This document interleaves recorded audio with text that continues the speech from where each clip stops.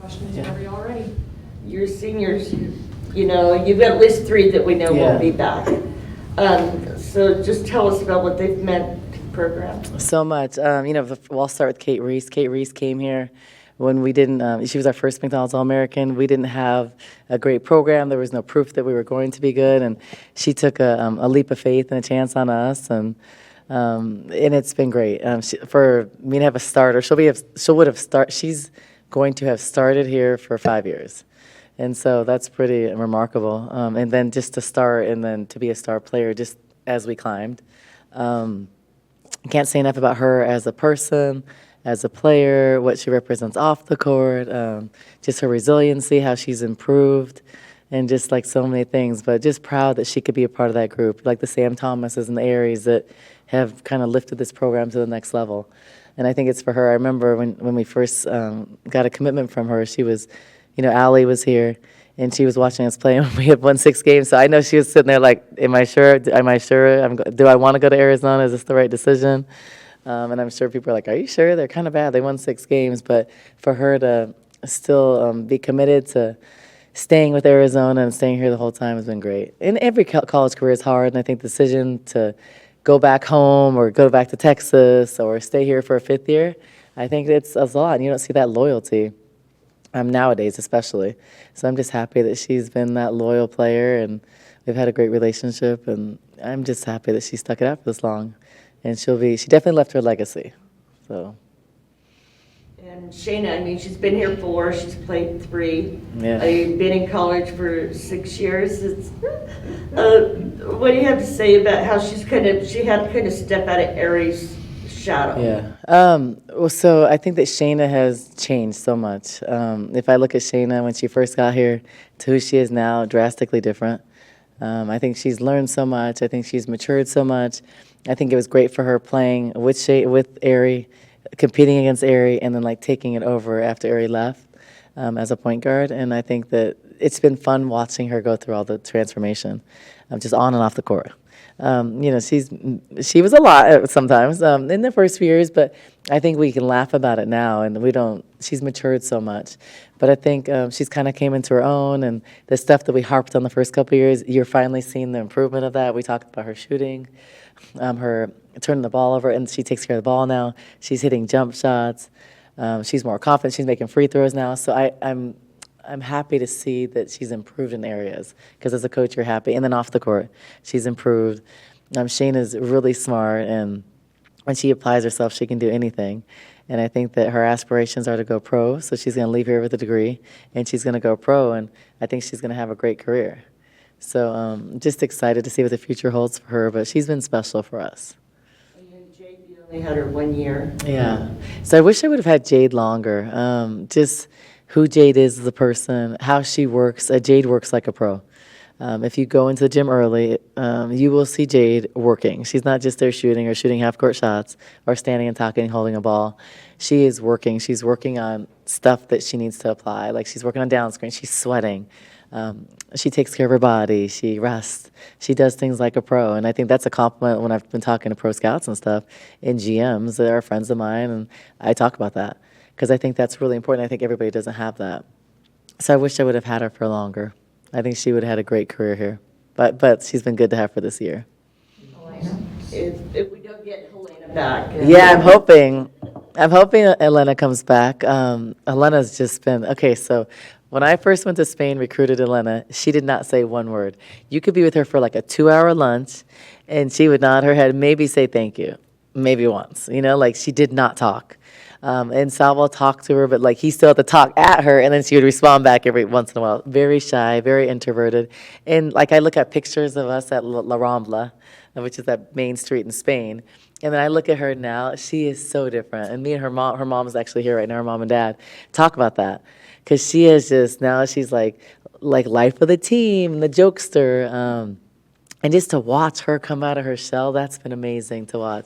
Elena's a great player. I know when I first recruited her, I was like, she's skilled offensively, but I was sitting there defensively, it's going to be a struggle.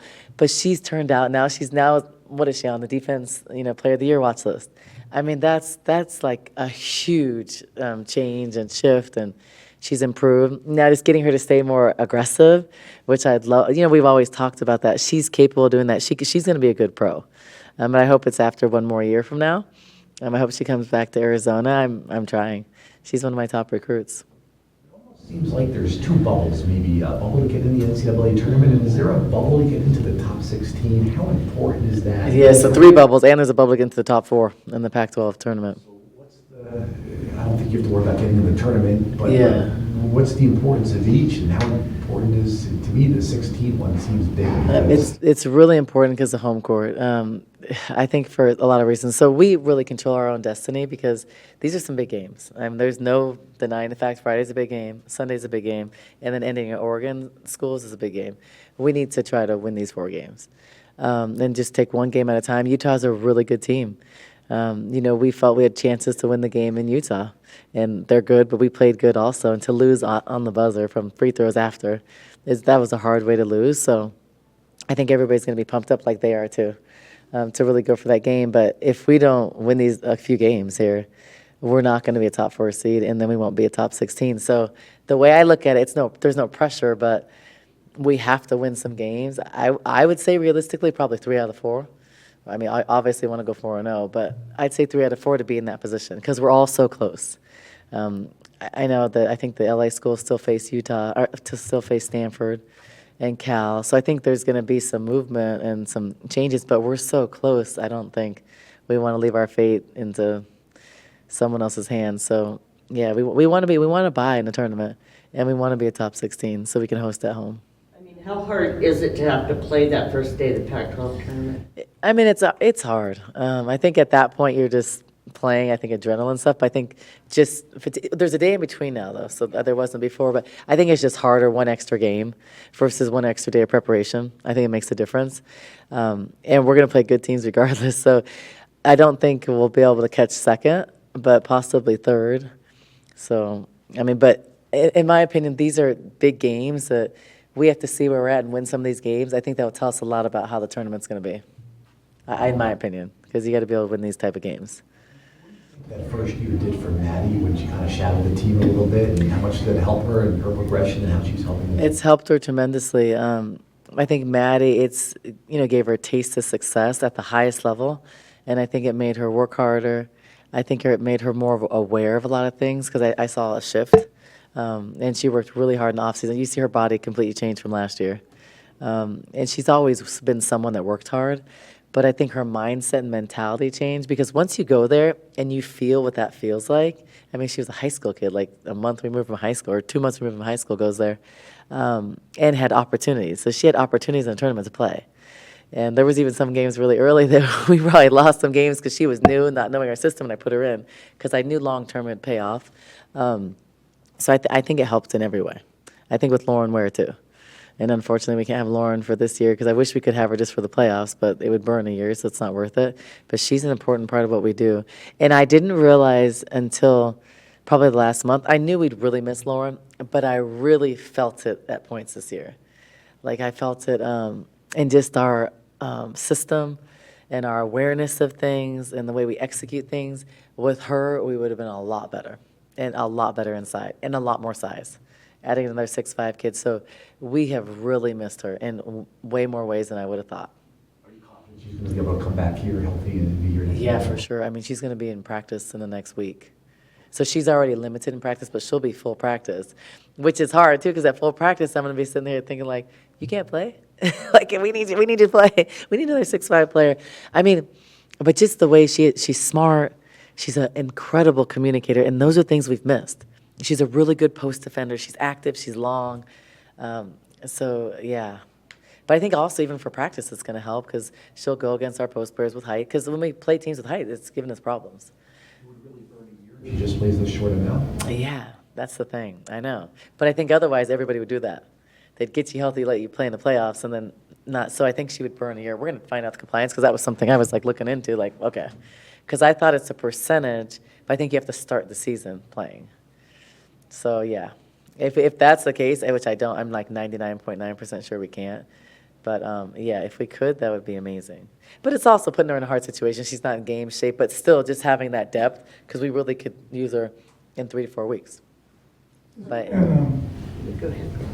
is it as hard now to maintain and grow the program as it was to build it? it's harder. Like build it to go to the Final Four, I don't know, because like you need some special players, but I'd say build it and sustain success, yeah. And the reason why is because there's been a shift. So now it's like the portal has changed everything. So now we talked about, remember I talked about like, I wonder what the stats are on McDonald's All-Americans that go to top 10, top 20 programs and stay. You know, because most of them aren't playing. Like if you look across the country, besides Kiki Rice, which there was injury, so she got to play. I think a lot of players, or they play limited minutes. I think that's really hard when you're a star. I think just basketball's changed with the portal. So I think it's harder to have 4- and 5-year kids, right? You won't have 5 years anymore because unless an injury, which they would be out a year. So we won't have 5-year kids like Sam, Kate. And so I think it's hard to build great teams without some of those core players. Because this year, adding 7 new players has been hard. Because your system, now if we have those same players for 3 years, we'd be really good defensively. So right now, you know, there's just different rotations. Jade's new, she came from another system. Lauren came from another system. Is Mary, so that's 3 out of 5 starters that came from another system. And Kate was never like our main defensive player. So it was like Lauren usually guarded the best post. Kate would guard like a versatile post where they would switch. So it's really a whole new team. And so I think that's hard to stay good and chase the highest level with constant turnover, and I think that's just going to be the reality. So if you can't bring, so next year, again, we'll have another probably 4 or 5 players new, but, you know, probably not 7. So ideally, I think the balance for a coach is that you'll probably have 1 or 2 philosophies. You're going to go heavy portal every year, or you're going to try to keep a core, like young group like we have, and then try to add in some pieces around them. Like some necessary pieces. Like we'll need a couple pieces next year. But if we get Elena back, then we maybe take 1 less guard. But if we don't, we need some experience. So I think it's hard to sustain success or to get to like the next level. So if you look at us, like we're good, but to get to that next level, like what it takes, and then you lose more pieces. So I'm sure every team, like including us, I mean, look at Utah. Look how many players they lost last year. Look at USC. That's like 9 new players, I think. I don't know exactly, but it's a lot. So it is hard to be good with, you don't know like how everybody's going to mesh as far as chemistry. So you're getting you have to do your research in a short amount of time. So it's February, like whatever, 15th. So in like 3 to 4 weeks, in 3 weeks, that portal is going to get hit heavy. And kids are going to start, so we're in the tournament, we're going to be in the Pac-12 tournament. You know, people are going to be in the portal. Some people are going to be done playing right after and start recruiting. So you move on portal kids really fast. So like ideally, for me, I don't want like, 7 portal players. You want to add to some pieces and some kids you maybe knew or you watch or have a relationship and add to get better. But I don't think you want like that change every year. But that might be the reality because I know we lost all of our freshmen last year. And hopefully we keep all of our freshmen, but you never know. Like people have different reasons to stay or leave. We might lose, you can lose 5 to 6 people. And all the teams, that's a reality besides like a Stanford. I think across the country, you're going to see top programs lose like numerous kids and highly ranked kids. That's why it's going to be like chaos. What were the advantages and disadvantages of the sit-out year of the year in residence that like Shayna had to do and Ari had to do? There was an advantage. I think for Shayna, really good academically to get adjusted, really good to learn our system. That really helped her. And it really good to go against Ari every day for a couple of years. So I think that process helps. I think you're not going to see that now. You're going to see most people only transfer once, and then or they graduate. They're going to take extra classes, graduate early, then go the second time as a grad transfer, because no one's going to want to sit out. And I think there was just crazy how no one ended up sitting out because then you like get a waiver for some reason. So I think it takes a lot of that stuff out, which coaches are happy for, because before, if you lost someone they want to play, they just lie. They just go and make up lies about you, and then we have to sit there and you can't say, that's not true. You can't say, well, actually, she was suspended 17 times. Like you can't say that, so you'd have to sit there like this, and like you have to read all these lies. That was hard as a coach. You're like, wow, I didn't do that, but then they need it. So that's why this year I was like, you want me to sign? Like, okay. Like it gets to a point where you're like, you can go play and do it if you're happy. I'm not going to hold a player back, but it's hard. We saw that with a couple coaches this year, and that was pretty public. So it takes that away. You can go play. If you're not happy, go somewhere else. But I think with the new rules, that if you take a transfer, you have to hold them on. I think that's going to change stuff too. But I think probably coaches at this point, you just don't really care. And you're trying to get better to win with the right people. And, I mean, I'm assuming Lauren's coming back Fields, and then we don't know that as yet. So their impact in this year, especially as if we don't get her, see her back here next year. Yeah, so I think it's, it's hard. During the recruiting process, sometimes because that process happens fast, you don't always talk about the second year. And like with Ez, that wasn't a big focus, honestly, because I really wished we would have talked about that more, because I would have, if she wasn't going to stay, I would have celebrated her. And I would have done the bobblehead and all that stuff. But it honestly, things go fast, and then you're in season, you're not really thinking about it. So I think that, you have to make the decision when you're about to go play pro is, like, are you ready? And I don't think everybody's ready. And I think that now you can make good money in college. So if you can be in grad school and make a certain amount of money and you can get some NIL deals, it's not always beneficial to go pro. And you can ask someone like Ari. She doesn't regret it, but if Ari and Trinity knew that NIL stuff was coming through, they would have stayed in college. It's just they didn't know till after, because Ari would have made $100,000 or more probably. So I think now we have the 5980 funding, and then now if you're in grad school, I mean, you can make over $30,000 a year. So a lot of times you'll go pro, and I'd say like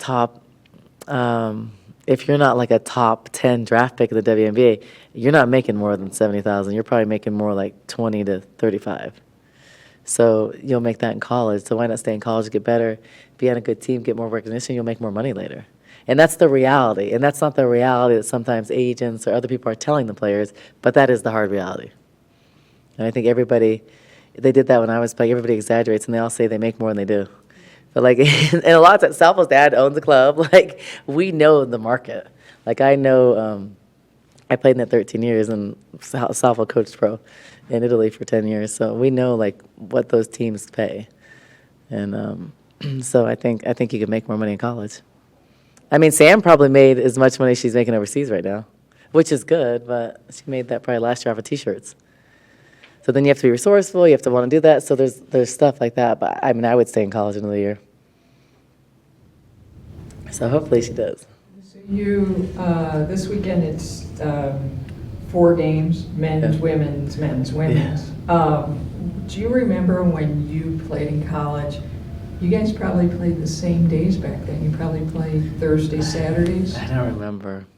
It's been so long. If you guys played like this, like even a doubleheader or anything. I don't remember double headers. I thought we played on like, I don't know, maybe a Wednesday or Thursday, but I don't remember. I played on so many teams since college. I probably played on like another 20 teams. So I have no idea. That was like 20-something years ago. I barely remember yesterday. But it wasn't Friday, Sunday. I know that. I feel like we missed more school. Was it Thursday? Was it Thursday, Saturday? God, I don't remember that. I thought it was like Wednesdays. I don't know. Thursday, Saturday would probably be better. But then you miss more school, so I don't know. I don't know. I think that's all going to change though too. I don't think we'll always. Aren't we the only league that plays Friday, Sunday? Well, others have like the Monday game, and they don't have the travel partner game. Yeah, so they go. Yeah, that's true. Sunday morning, like the other, we see those games on ESPN. Yeah. On Sunday mornings. Well, we're gone like 4 days every trip. But so I think there's pros and cons. What I like about that, you're focused, you're on the road, you get to do something great with the team. Like we get there, like next week we'll leave on Wednesday, we're playing Thursday, Saturday. Then we'll like take them to dinner on Wednesday, play, then Friday. I think it's kind of cool, but then you're missing more school. It's just you're way longer than other conferences. You go and you come back, and then you go again 2 days later. I don't know. But then I think budgetarily, like you're spending a lot more on charters. Because you're like, most of the time we don't charter and are within besides Utah, Colorado, it's a drive. So I think that would add another like 80, 100,000 a trip, right? And charters are really hard to get still. Like there's only like 30 seaters, and then there's like, 80 or 120. Like there are no like 40, 50 seaters. So I think there's like a shortage. I don't know how there's a national shortage in charters. I never thought that would be a case, but it is for some reason. So a lot of times we don't even know about our charter schedule until like a few days before. It's like it's really and to cost that much money, and then to not know if you're getting it. So Greg, why don't you go get sponsorship for a new plane? We need an Arizona plane, Greg. Yeah, right about that. All those pro golfers. Yeah, I know, huh? When I think there was some that like, I think there was a BYU plane. There's not a lot on the West Coast either. So it's just hard to, I don't know, but I remember at Washington, every trip was far. So Arizona, it's a little bit easier. But chartering does make a big difference for like the student athlete welfare. Like you're way more rested. It's like night and day difference. So. I have time for one more. If someone has it. What do you expect from Utah that might be different, or do you expect anything different? No, I don't expect anything different because they're successful with what they do. Really, really good offensively. I think pretty good defensively compared to how they were in the past. The way they move, the way they push the ball, the way they press a little bit more aggressive than before. But they're like a machine on offense. They share the ball really well. They look really unselfish. I mean, Peely's playing at a high level. I think Coach Roberts has done a good job with all these new players, and she's found a way to get them to play well and play together. They go for open shots. They don't take bad contested shots. And Peely was very hard for us to guard last game, so we have to do a better job of doing work early against her. I mean, she just like kind of turned and just shot over us, used her strength like that. And when I say about us missing Lauren, it's for stuff like that. Her length, stuff defensively inside. So have to be much better defensively inside in the post. And then I think besides that, I think we played a really good offensive game. We made some mistakes defensively, but I felt like if we moved the ball, shared the ball, and that was after a tough loss to Colorado. So I think that we played well. So I think we'll play a little bit better than that offensively at home and defensively. So hopefully we can, have a good game. But they're a good team. The fouls were a problem up there. They were. Yes, I mean, so hard to win a game with Shayna and Kate fouled out. And that's rare. I think that weekend Shayna fouled out. That was the first time she's ever fouled out at 2 games. I don't know what it was. And it was good officials. I think it was just taking chances early, which I don't know. Which she's done a better job with, and as Mary has done a better job. But we need them in the game. We can't win a lot of games with them not in the game down the stretch, or playing tight and not able to play because of fouls. So Shayna can't get in foul trouble. I think if we play offensively the same and we clean some stuff up defensively, which I think we're better defensively now, I think we'll have a good chance to win. If we don't, if they just move the ball and get open shots and have us in rotation, we will not win the game because they're very, very good offensively. If we play bad defense, they're liable coming in here and scoring 120 points. I mean, they can score, so we have to defend, and then we have to play good offense. Otherwise, they're in transition. So it's going to be fun. I'm curious to see how we're going to respond, how we're going to be up for it, because we really got stomped by Stanford. I thought that we came off a great weekend, super confident, and then boom. So I'm curious to see, okay, we came off Cal, so we had the Stanford thing, regrouped and played better against Cal. So how are we going to step up to that next level, knowing we have to take a step up and level up a little bit to beat Utah? So I'm curious to see how we're going to respond to that. It's going to tell us how we are. In a pressure situation, we need to win the game. So it's going to be like how we are moving forward. So I'm pretty optimistic, but we got to play. Okay, thanks, guys.